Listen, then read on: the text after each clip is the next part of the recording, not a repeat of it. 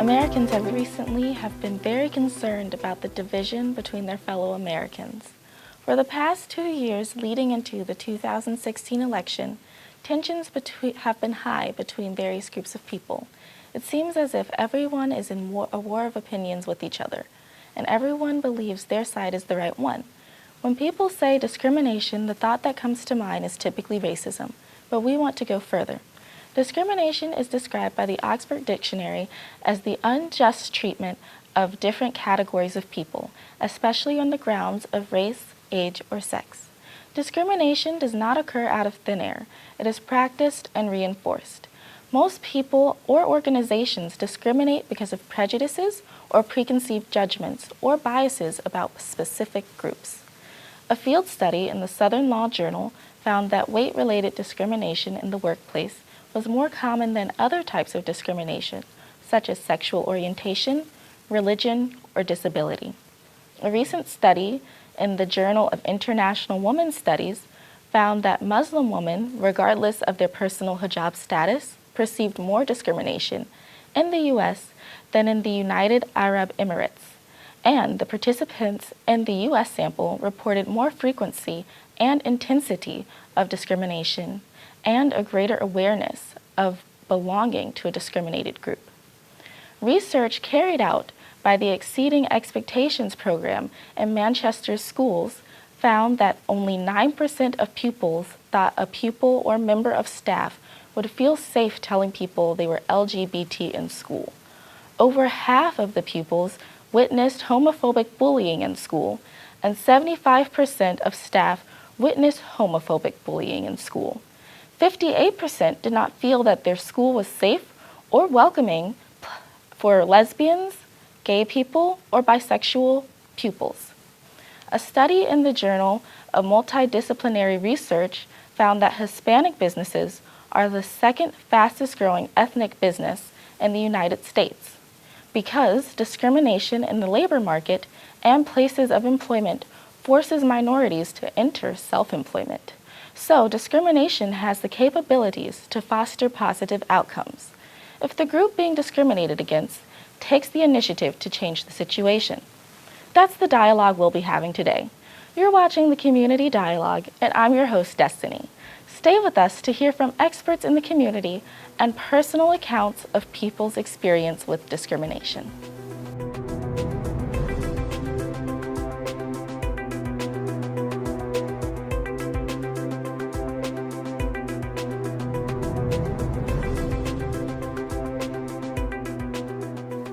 Today we'll be having an open dialogue about diversity and discrimination in our everyday lives.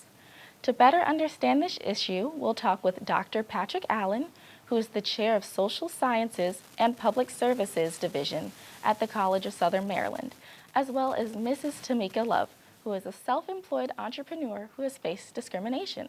Thank you, Dr. Allen and Mrs. Love, for joining our discussion. I'm happy to be here. Thank you for having We're us. happy to have you here. So we're going to start with Dr. Allen.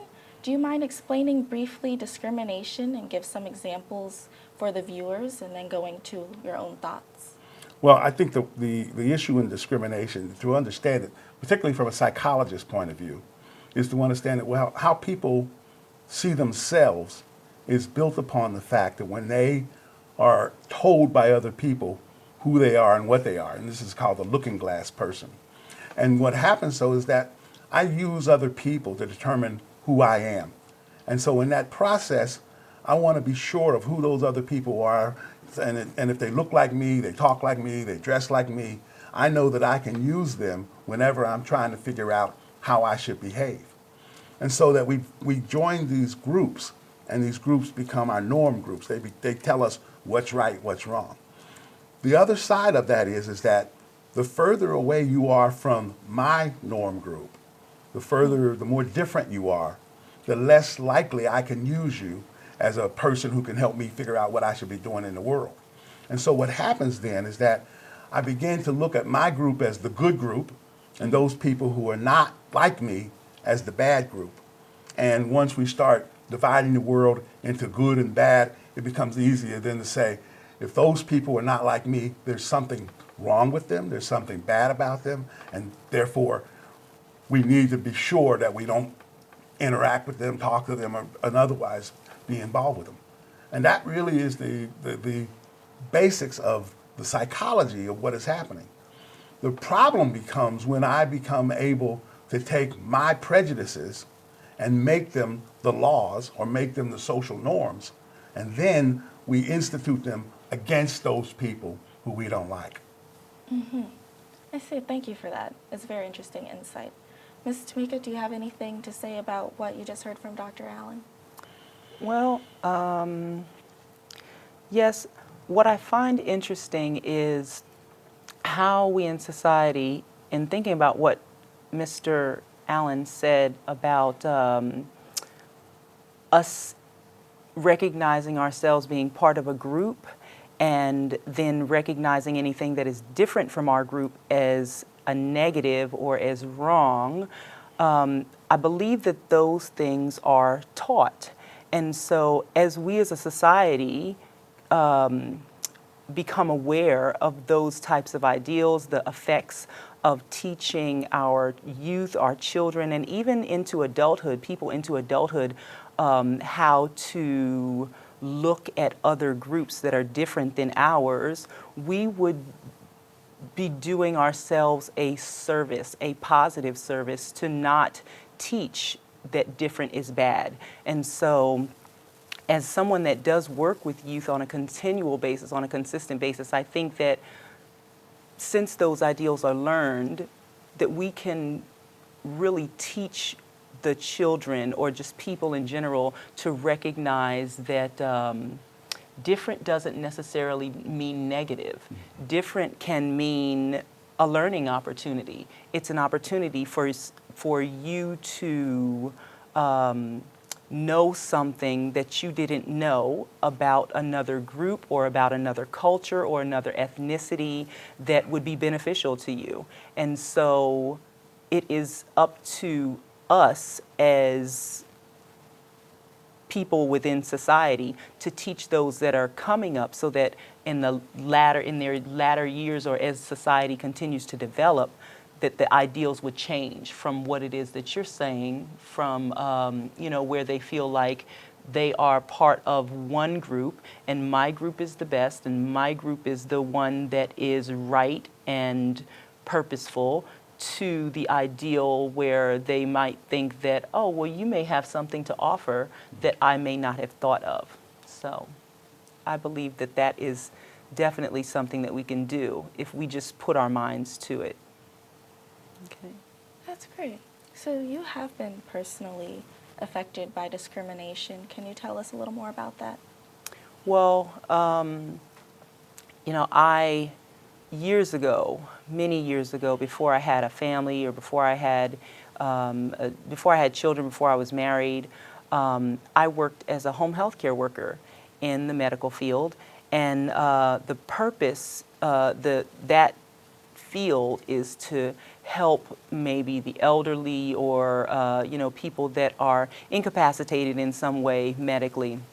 And what I would find is, when you, as an African American woman, and especially as a dark-skinned African American woman, when I went into the homes, a lot of times the people that were not of color would think that I was there in a maid capacity.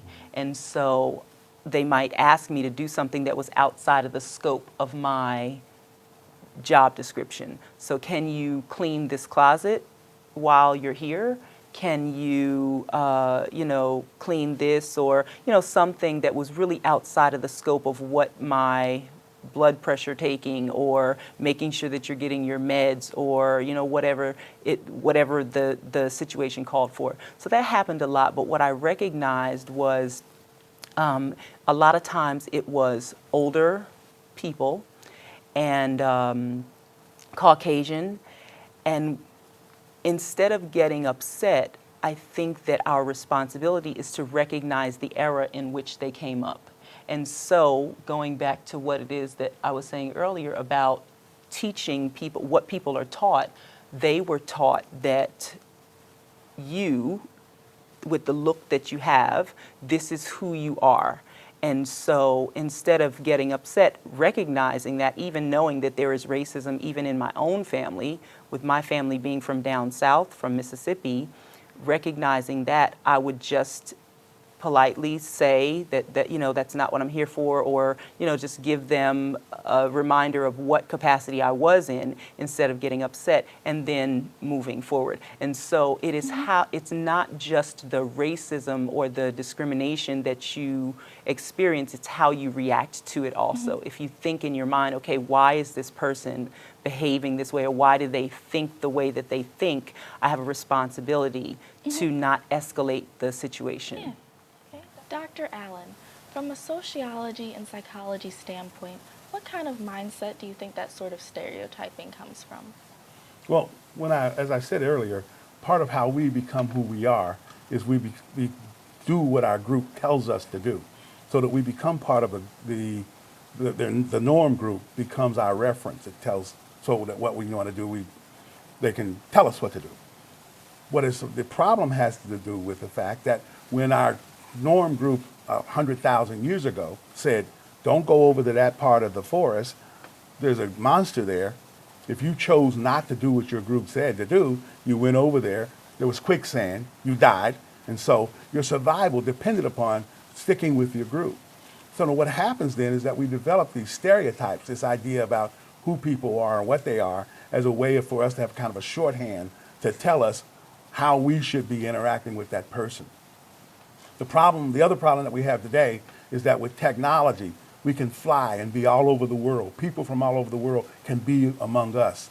And so when I was a child growing up in Cincinnati, I have 100 first cousins in Cincinnati. I knew what it meant to be an Allen. But now, when I can be in Paris or in London or any other place in the world, my group is still in Cincinnati, and now I have to try to figure out what I'm going to be. So part of the problem is that without that security, it raises my anxiety, I become anxious. And so what is happening now is that people who are living in America are seeing people from other places come in, and those people have behaviors and customs that are different, and it makes them anxious. And so one of the things that happens is that, again, what I said earlier about dividing the world into good and bad, those people who are not like me become those people who are bad. And so that's what makes it possible for us to take my feelings, my prejudices, turn them into laws that we can then use against those people who are not like me. So do either of you have an idea of what we could do to sort of stop this discrimination against any group? Like, just if you have an idea of what you think we could take to make a change in society today. Well, social psychology tells us that what happens is that meeting people, knowing people, is what makes a difference. People who have lived in different places in the world, have learned to adapt to other ways of being, can in fact get beyond the need to have pre-existing expectations of people. And so the more contact you have with people who are different from you, you meet them on a different level, so that you may not be a male, you may not be black, but you may be a human being. And when we relate on those kinds of levels, we find those things that we have in common, and then we create a bigger reference group. Did you have anything you wanted to add? No, that's basically what the same exact thing that I was thinking is getting to know the person next to you. If they are different from you, if you just get to know them and see what it is that their customs are, or what it is that they do, that it may be different from what it is that you do. It really is just opening your mind enough to want to know something different than what you're accustomed to. Thank you for that interesting discussion. We're going to take a quick break, and I would like to thank our guests, Dr. Allen and Mrs. Love, again for their perspective and input on this issue. We'll be right back with 2 more guests. Jason does work out 4 days a week. Jason maintains a good diet. Jason goes to bed on time. Jason goes for jogging every morning. Jason has been doing everything right. At least, that's what he thought. Unfortunately, your chest X-ray is abnormal. Looks like you have a lung cancer. What? Lung cancer? For me? That's impossible. Exposure to indoor radon, a colorless, odorless, and tasteless radioactive gas, is the second leading cause of lung cancer in America. Radon causes more than 20,000 lung cancer deaths each year in the U.S. The U.S. Surgeon General and EPA recommend every home be tested for radon. Short-term test kits are available at your local hardware store or online for $30 or less. If radon level is high, trained professionals can help mitigate radon problem. Test, fix, save a life. Go to epa.gov/radon or call 1-800-SOS-RADON. Welcome back. Joining us now to discuss their experience with discrimination are Brian Faso, who is originally from Peru, and Kyle Skelly, a disabled veteran. Let's start with Mr. Skelly. Can you tell us about how you've been personally affected by discrimination or maybe observed it?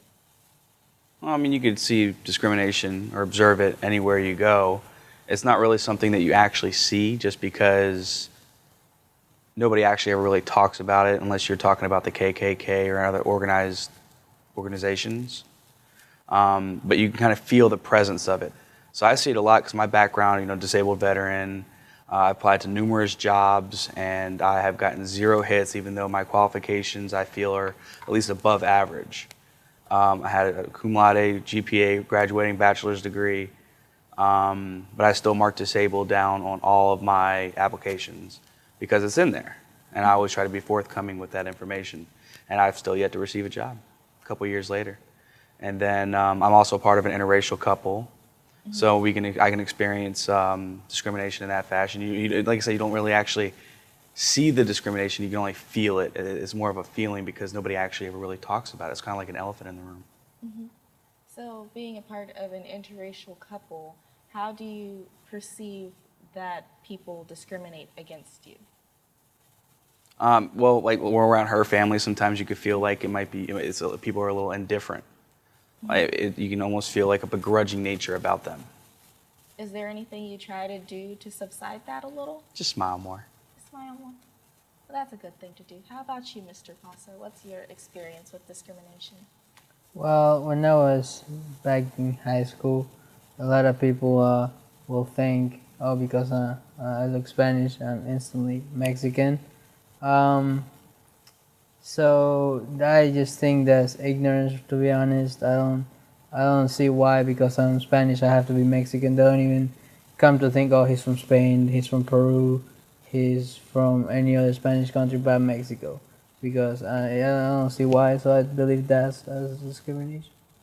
And earlier off the air, you were telling me about an experience you had applying for a job where they assumed you didn't speak Spanish and didn't want to hire you?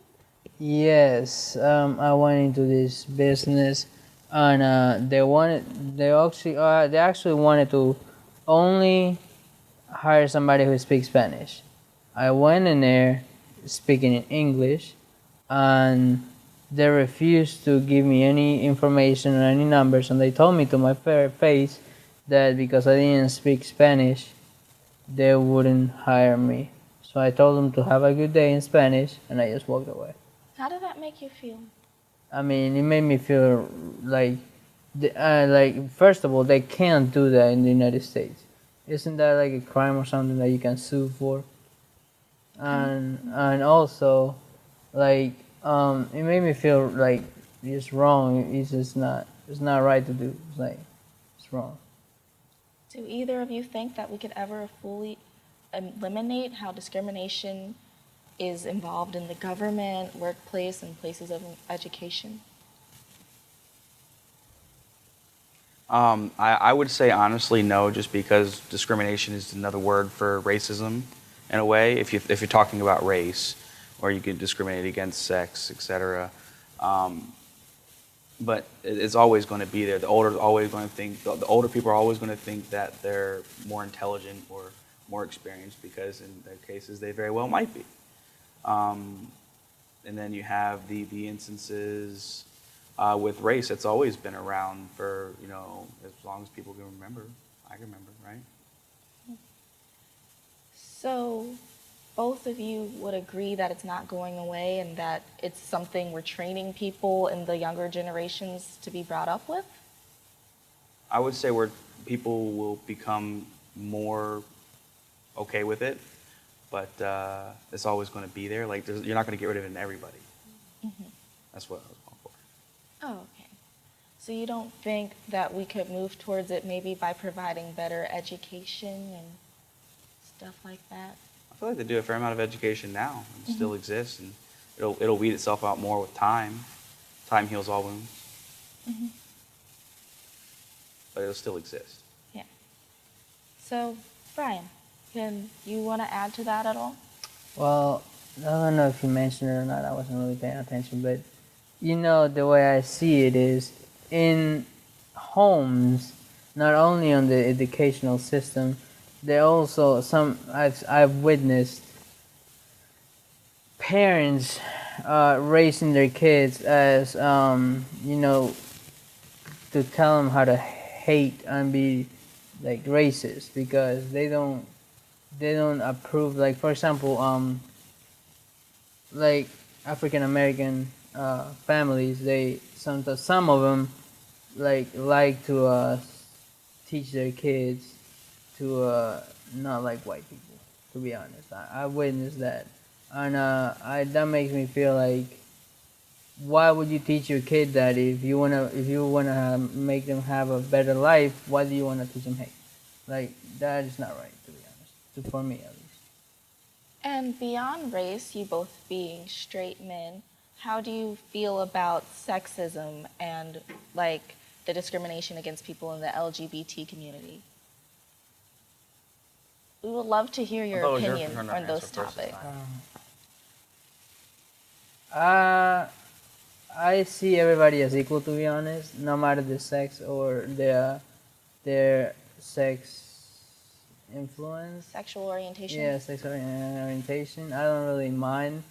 I don't really care for it. It's just whoever it is, it's just who they are. It's not. It doesn't bother me at all. And what about you?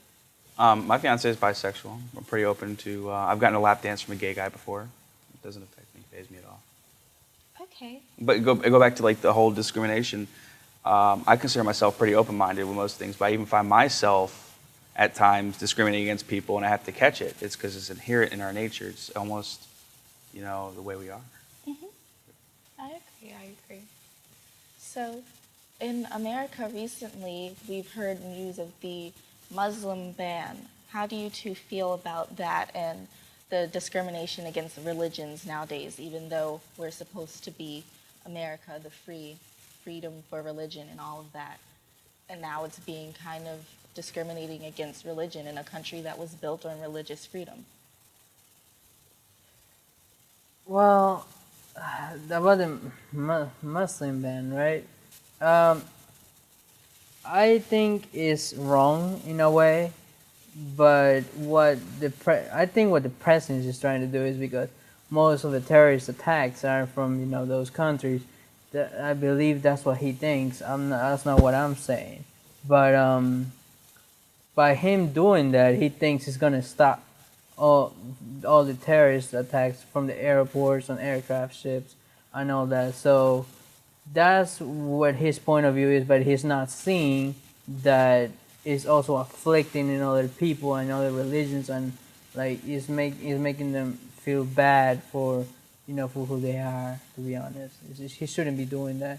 He should at least put a background check on people who want actually to travel from those countries, or make it a little bit more like bendable, like bend the rules for a little, something like that. What about you? So there's a Muslim ban where they're not accepting any more refugees, right? Just that's what society is calling it in the news, but I wouldn't say it's actually a Muslim ban. But I Well, want there's to know still how you mosques feel around, about it. right? Yeah. But they're are they more like they're being terrorized in a way? I would say in my research, I found that a lot of Muslims in the area feel more discriminated against in the U.S. versus United Arab Emirates. Yeah. So going back to that, they see that I believe Iranian Muslim men face more discrimination versus Iranians that are Jewish or Iranian women. So you can definitely see the difference, just the religion and not the race in general, like just everyone being Iranian American. It's like, who are we discriminating against this week? When the Irish came over, they were discriminated against. Black men had the right to vote before women in general. When the Chinese came over, Japan, internment camps. Yeah, I think it'll pass. You think it'll pass? That's good. So you think we can go back towards religious freedom in America without having biases against people that practice that faith? I think people who have an opinion will typically voice it more. So you hear about those types of religious bashing because they speak more out about it. But I don't think America as a whole is completely negative against Muslims. I'm sure there's polls out there to prove otherwise, though. Possibly. But we can look into it. Yeah. So did you both say that subconsciously your biases have ever affected your actions? Oh, of course, yeah. Back to when I said I might have, I could feel myself discriminating against people from time, and I have to actually catch it because we inherently, that's what we do. So like I had a Muslim guy in my class, and I was talking to him, and I would feel anxious around him, but I had to completely, get around that and understand, and then I was able to be even nicer to him. So essentially it made me nicer to get over, because I had the want and the will to get over that type of feeling. How about you, Brian? No.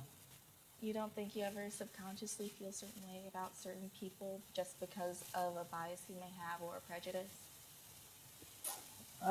I don't think so, because I say that everybody is equal. I don't really have problem with religion or sexual orientation or anything. It's little things I have problems with, but not really with people. Yes. So we won't disclose your workplace, but you do work in, I would say, an important position. So would you say that in your training you were sort of taught to observe people a certain way if they are like based on sex, race, or religion at all during your training? During my training, I was taught to observe people on how, if there would be a threat to us, not really to religion or none of that. It's more of like a nervous system situation, not really based on what they look like. But you can base on what they look or what they're doing, not really, on this stuff. So maybe more of like a single male is more of a threat than a family of four. Yeah. Okay. All right. So you wouldn't say that your occupation has instilled any discrimination sort of habits within you? No. And as a disabled veteran, is there anything else you want to add to our topic of discrimination? I'm sure there's a ton more to add. This really just depends on the time segment. And forethought. Okay. Well, thank you both for joining us. I would like to thank all of our guests for joining us today, and thank you to all of our viewers for watching. Be sure to tune in next time.